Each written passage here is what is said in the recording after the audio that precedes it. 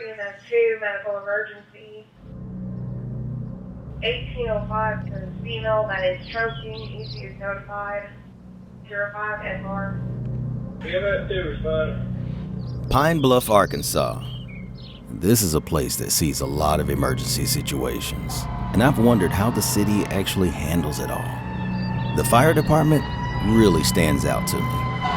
They rush to put out fires, they handle EMT services, and they are the overall heroes of the city. I've always wanted to know what our firefighters go through every day. Then I found out. Engine clear, please transport one time. Yeah, 412. Try hearing that at 3 o'clock in the morning when you're dead asleep. Tell us about that.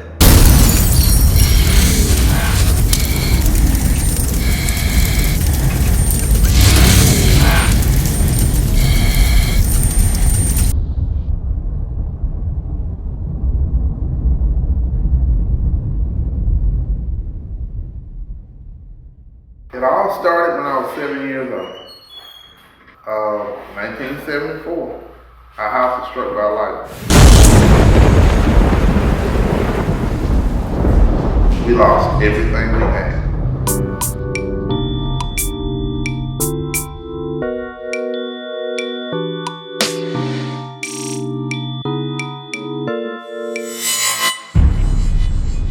We literally lost everything we had. It was 3:30, 4 o'clock in the afternoon when she made it home, and I was still in my pajamas because it was literally all I had. And no shoes. That was it. Just pajamas. I told my mom that day I wanted to be a firefighter. First thing that got me started was I needed a secure job. And that was the first thing that got me started. While I'm yet trying to figure me out, I got a job with some benefits.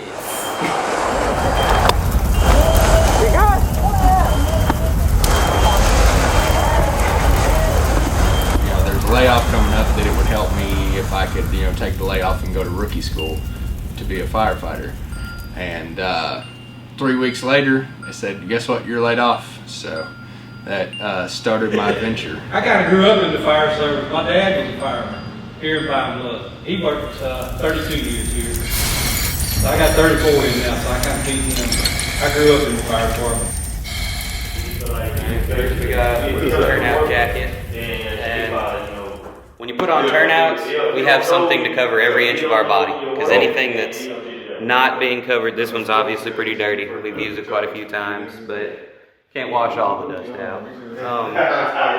Anyway, you gotta cover every inch of your body, because anything exposed is going to burn. And that's another thing about being in a fire. If you're in this fire for too long, the sweat on your body will turn to steam, and you'll get steam burns inside your uniform. It happens a lot. And I have them pulled down like this so that they go on quickly. You just step into the boots and pull straight up. This has a harness in the back of the turnout coat that goes up under your arms. And say someone goes down, you reach down on their back, it'll be covered up, pull it up, grab the harness, and you can pull them by it.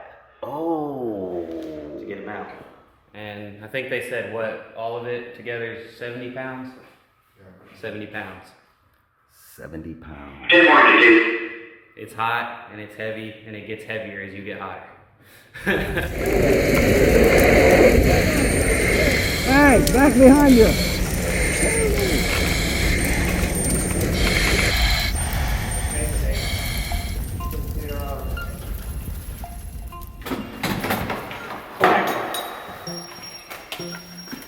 I want you to get just a sense of how heavy this is.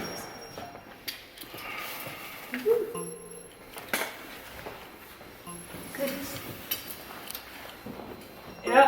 So you got your boots, your gloves, your helmet, your jacket, you got your air pack. It gets pretty heavy. And again, that's when you drive. So if you get wet, adds a little bit more weight to it. I guess when I first came back from school, I went to school in Louisiana, and I came back here, I was going to school year 3 when I got back. I bumped into one of the old firemen who was retired, Johnny Brown.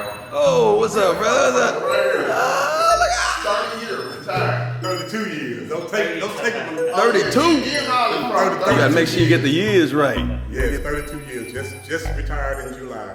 What? Enjoying it tremendously. You enjoying the retiring, huh? Enjoying it tremendously. And he said, man, that'd be a good job for you. I said, so I decided to try it out. And I ended up liking it. Been 14 years now. So.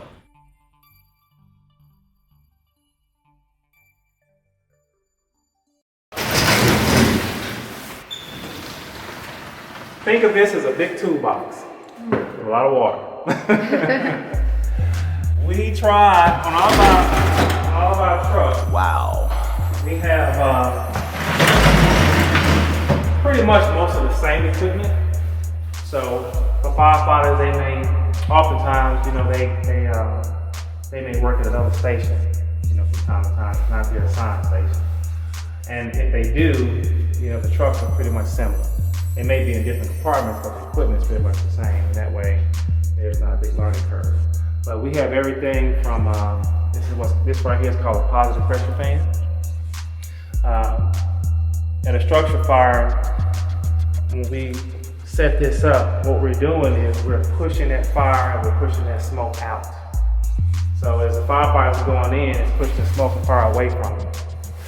And it actually helps ventilate the structure also. We have all types of nozzles. This right here, we have portable generators. We have tarps, ropes, shovels, pry bars, crowbars, axes, of course. We have medical equipment. We have all types of hoses. So again, just a big toolbox. And that's just on this one side. We have extra SCBA bottles. These are what we put on our packs we wear inside the house. It has 45 minutes worth of air. 45 minutes worth of air.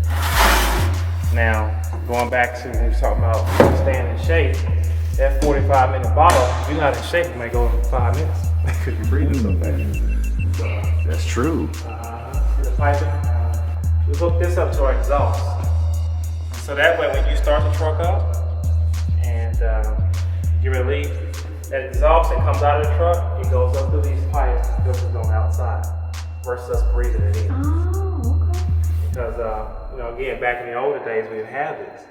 So again, we started these trucks up, all the exhaust and then carbon monoxide and whatnot is actually in the building and we're breathing it in.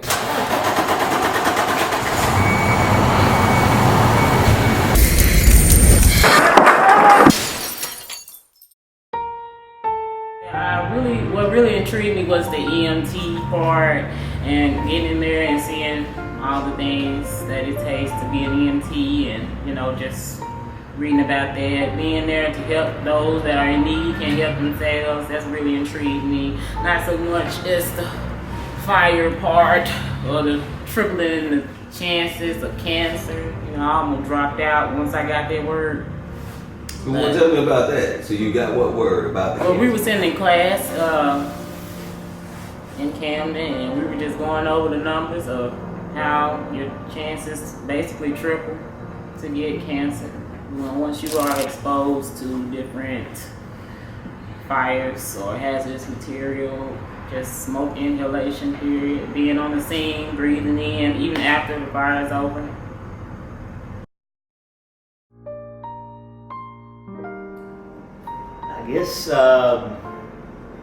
I guess in the academy is when we first started talking about it. I mean, it's only been in the last 10 or 15 years that the cancer awareness has grown like it has. You turn on TV and watch one of these old firefighter movies, and the real world is nothing like TV. But you see these old movies, these guys walking around in these burning houses, no air pack, and no light cigarette on the scene, and yeah, that's pretty accurate how it was back in the day. But these, like I said, the last 10, 15 years, cancer awareness has grown, and it's kind of scary, to be honest. I mean, to know that, like Haley said, that it's three times more likely to get cancer. I think I read a study one time that 80% of firefighters develop some form of cancer. 80%. Now, that's not to say that you're going to die from the cancer, but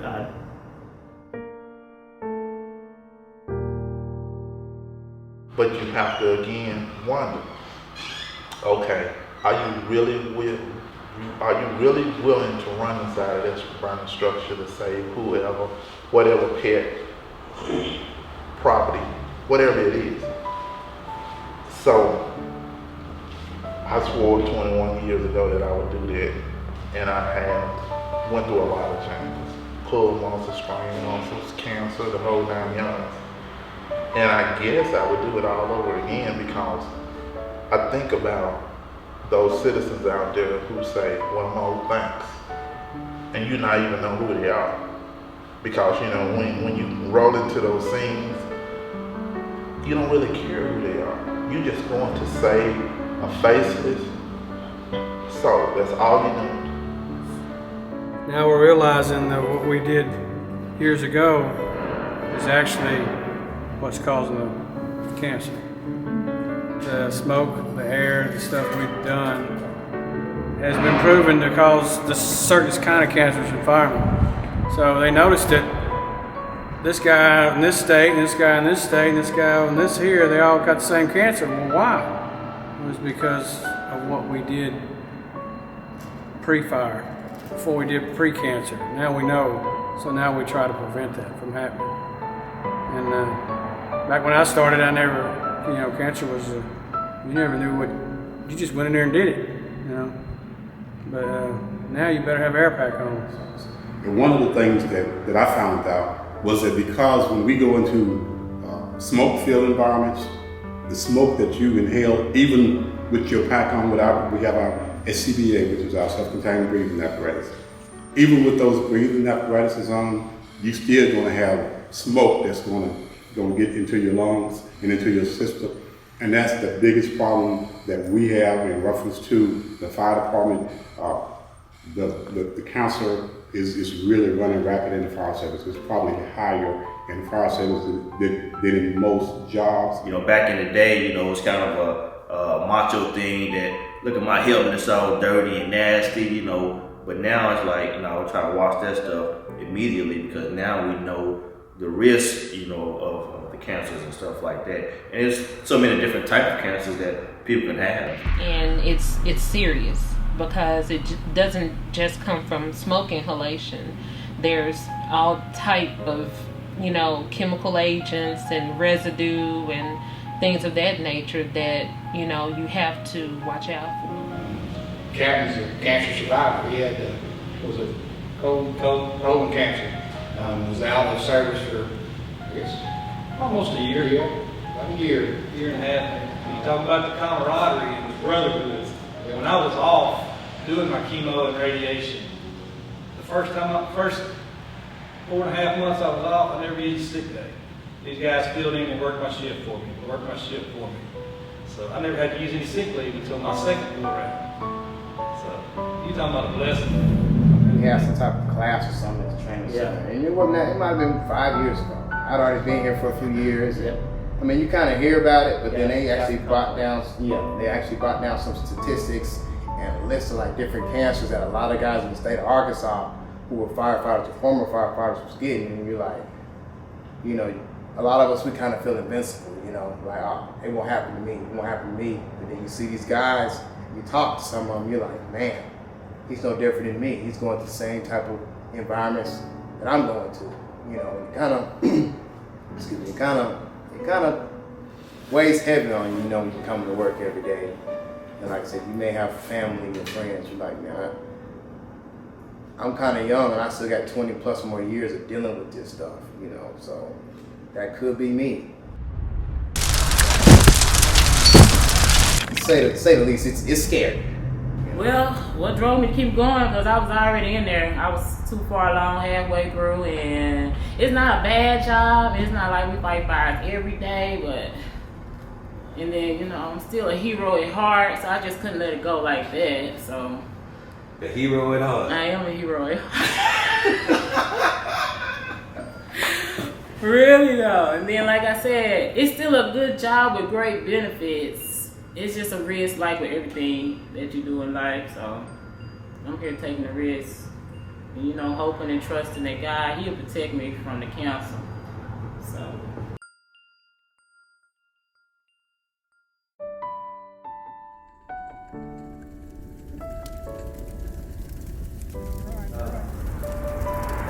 One of the things that a lot of people don't really know, say you work in a factory for 30 years and you get sick because of all the chemicals you're exposed to, you're covered under workman's comp. You're covered under the insurance.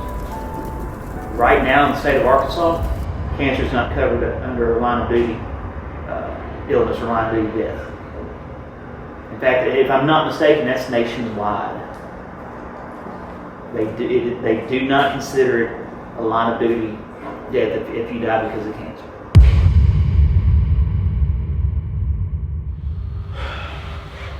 Having cancer and living with it wasn't as hard as the fact that Miss Jones, you know, we pumped her chest all the way to the ER and we didn't save her. To me, sometimes it's a whole lot harder to live with.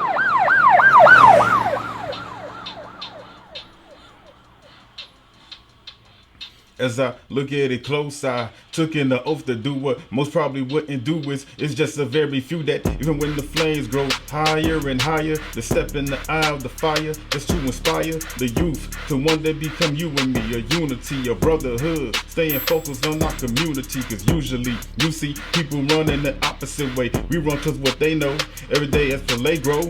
And my hero, I'm just doing my job that sometimes gets hard. It's my calling from God. When you call us, we come. With emergency services, we right there on the spot to provide emergency services, yeah.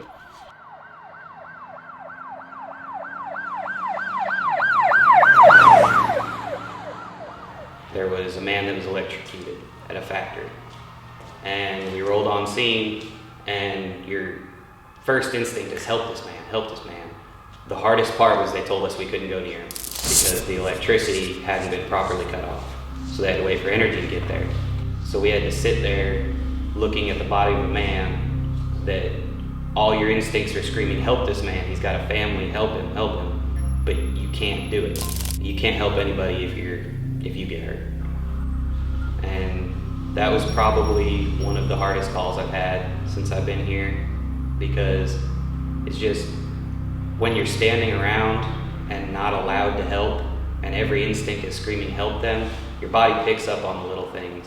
The crying, the smell, and just the crackling noises, all the noise around you turns into like static. We had one last year, we had an apartment fire. And we get on scene, and we had bystanders and neighbors outside. It was a family that was inside. And they pulled out, the firefighters pulled out the mother and 4 children. And one of the kids didn't make it. So it's just really hard on us when someone doesn't make it, because we always want to be that lifesaver. And the only way you're going to survive in this career is to block it out, and you can't dwell on it because it'll eat you up if you let it. You know, some people say we have a weird sense of humor, but you know, we don't laugh at everything we go on, but you can't sit and dwell on the things that we see, because most of the time we're going to people on their worst days, you know. I know that my children have been nervous at different times because, you know, it's hard to say that you don't take your job home with you, but when you encounter emergency calls with children and you have children, it affects you differently, you know. And then you go home and you're giving extra love to your children. They wonder why is mom so clingy? But yeah, it makes them nervous because sometimes they have questions and you have to answer those questions. Just the ups and downs of the fire service and emergency services. When I say the ups and downs, the highs and lows, you get a lot of joy out of knowing that you possibly impacted someone's lives by responding to that emergency. But then the lows of knowing that that person just lost their home. They just lost everything they may have worked for the last 20 plus years. You have joy knowing you saved their life, but now this person's life has been turned upside down in a matter of an hour or two. 20 years to accumulate it and lose it all in an hour. That's the low. Going to a medical call, a wreck that's involving multiple people, and you couldn't save everybody. You were able to save one or two, but you lost one or two. So those ups and downs are things that I don't think sometimes people think about, that members wear that for their life because they may feel like, they may ask themselves, what if I done something different? Could I have saved that person?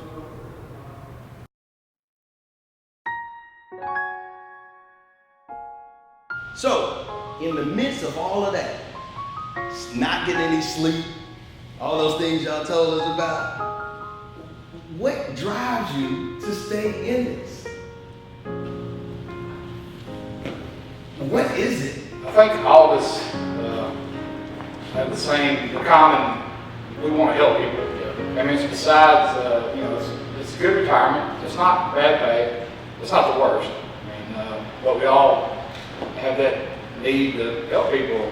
This job lets us do that on a regular basis, every day. We definitely don't stay here for the money. No. I guess we're a bunch of old softies too, because some of the best calls we go on involve saving animals. I mean, we've saved dogs, cats, snakes, you name it, ferrets. All kinds of animals. Yeah, tons of. Yeah. I guess it would be that you don't always see what we're doing. We're out, sometimes doing programs and stuff like that. Sometimes people may think we're just sitting around the station, but then when they're at home at night, we're out all hours of the night. Anytime you call 911, if it's a medical call, we go. It doesn't matter how big or how small. You call 911 for a medical call, and the ambulance rolls, we roll. That's one of the things that I've really been trying to teach the younger kids is to have your head on that swivel. Because I have a EMS 1 come to my cell phone, and we talk about all of these firefighter deaths from gunshots, stabbings, and all these other things. When you out here on just a call to try to help someone else and you become a victim yourself, I know it's still a work out there. I know I'm still a part of this game because I'm trying to help that younger firefighter become that old guy.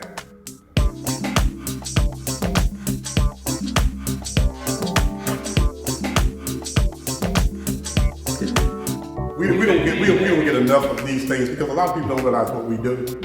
And a lot of times, I've had, Moselle and I have did interviews with the commercial.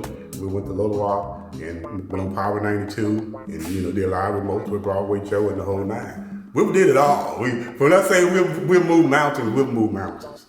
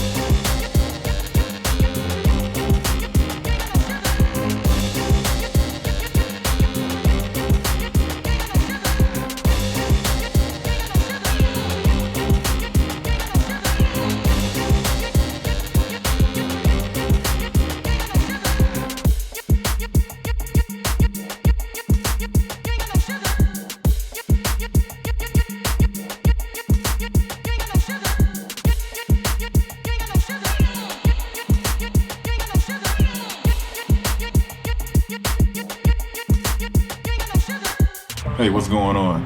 I'm Cedric Adams, Sr., and I'm the producer of Smokejumper, and I'm a Pine Bluff firefighter myself. I'm a part of Smokejumper because it shows the public what they don't see on a regular basis. They see us on the trucks going to a call and from a call, but they don't usually see what happens behind the scenes, like the anxiety we have, the fears that we have. It shows them that firefighters are much as human as they are. Akbad. I came up with the idea of doing a documentary on the fire department because I've been a big fan of the fire department ever since I've been a kid, you know, and seeing the hard work that the fire department does every day, saving people's lives. And I knew one day I wanted to go ahead and make a film about it. I've been doing films for quite some time and been knowing Sid, and I'm thinking, wow, a firefighter who can help put this whole thing together, what an amazing thing.